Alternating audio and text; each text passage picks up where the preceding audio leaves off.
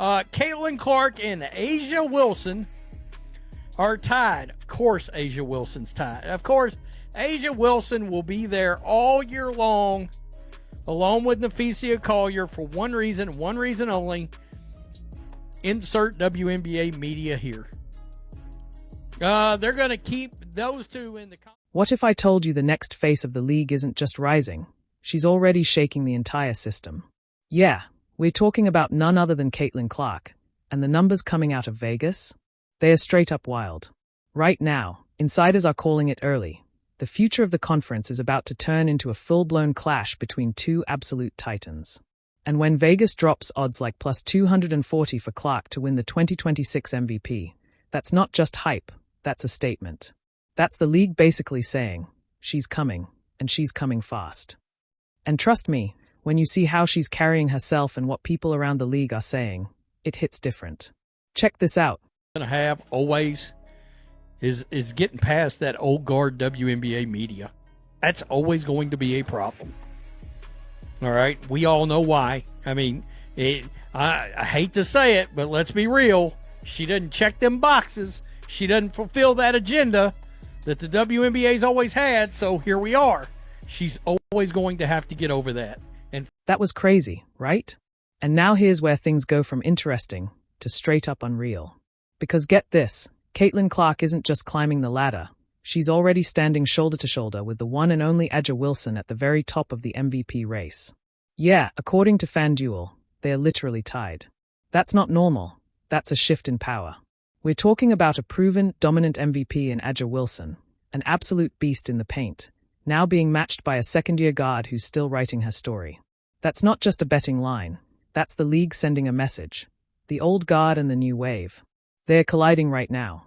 And if you really understand what that number represents, you already know this isn't just about stats, it's about takeover energy. But wait till you hear what's coming next. This changes everything. They need to make good decisions this spring. Is Kelsey Mitchell worth a supermax? Should they go in a different direction and poach an all-star from another team? And if so, what kind of a player should they aim for? Should they pursue a wing or a forward? Perhaps another big next to Boston? I'm just going to throw this out. Can you imagine Caitlin Clark feeding the rock to Leah Boston and Jonquel Jones? Ooh. I mean, she might average 15 assists a game. Literally, she might average 15 assists a game. Who will they protect from the expansion? That clip right there? Yeah, that's exactly what people keep missing. Because those odds on Caitlin Clark, they are not just about her pulling up from logo range or dropping dimes like it's nothing. Nah, it goes way deeper than that. What you're really looking at is the setup for a full season war. This is bigger than talent. This is about respect. This is about a young superstar walking into a league full of vets, media narratives, and straight-up resistance, and still having to fight every single night just to get the credit her game already screams she deserves. And that's what makes this whole situation so savage. Because while the world sees the highlights, behind the scenes, it's a grind, it's pressure, it's proving yourself over and over again. But hold on, what happens next? This is where things really start to heat up. They could give her a multi-year deal and maybe she would take less money in order for that to happen. Okay, maybe it's possible. Maybe it's possible. But again, okay, so she doesn't take 1.4, she takes 1.1. Let's say she knocks off 300,000. Well, you just got yourself a league minimum player. Yeah, that right there is where the conversation gets uncomfortable. Because let's be real for a second, when you go back to that rookie season, what Caitlin Clark did was straight up generational, and still, she finished fourth in MVP voting. Fourth. Let that sink in. We're talking about a player who took a struggling, lottery-level squad and dragged them into the playoffs like it was a personal mission. Night after night, clutch plays, insane range, elite playmaking. She literally flipped the entire trajectory of a franchise on its head. And if you break down the numbers, the impact, the value, you could absolutely build a rock-solid case that she should have taken the whole award. But she didn't, and that's where things get political. Because in this league, it's not always just about what you do on the court. There are these invisible boxes. The kind the old guard, media voters, legacy voices, they've been prioritizing for years. And if you don't fit that mold perfectly, you get pushed back, no matter how loud your game speaks. Now here's the real question. What exactly are those invisible boxes? This next part is where it all gets exposed. You could argue, as long as White's the coach, she'll never win MVP. Because White will never give her the opportunity to truly shine as a dynamic playmaker. I know Stephanie White fans don't want to hear that. Oh my God, look at last season. Okay, I mean, go ahead and look at it. That's fine. One could just say Kelsey Mitchell also played bananas, and Stephanie White was able to suck off that teat a little bit. I did say teat there. Look it up in the dictionary in order to ride that into an improbable finals run. And that last clip, yeah, that just backed it up even more. Because this isn't some random hot take about Caitlin Clark. This is a pattern, plain and simple. We've watched it play out not once, but 2 straight seasons. Same story, different moment. You don't even have to guess. Just look at the voting results. Look at the narratives being pushed. Look at how the conversation shifts when her name comes up. The evidence is right there in front of everyone, and it keeps repeating like clockwork. Every time she dominates, there's always something extra added to the discussion. Some condition, some qualifier, some reason to hold back the recognition. And when that keeps happening over and over again, that's not coincidence, that's a system. And trust me, what comes next takes this whole situation to another level. Year in the MVP voting, I thought you could have made a case to have actually named her the MVP. And then last year, riddled with injuries, right? But it's been released now, as you can see in that headline. We've got the first cold favorites, or the first list. Yeah, and that clip just showed you how messy things really got. Because let's be honest, even the biggest fans of Caitlin Clark will tell you last season that one was basically a wash.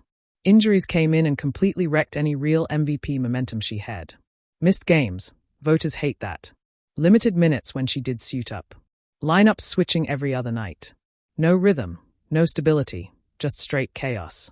And in a league this competitive, that's all it takes to knock you out of the race, no matter how elite you are. But here's where it flips. Because this season, oh nah, this ain't just about staying healthy anymore. The game around her has changed. The pressure has changed. And the obstacles in front of her right now, they are not just physical, they are strategic, they are narrative-driven, they are way more complex. And what she's about to face next. Yeah, that's where things get real. Her stats would not have looked like that if Caitlin would have been healthy. That's something to remember. Tell me what you think. Peace. I'm out.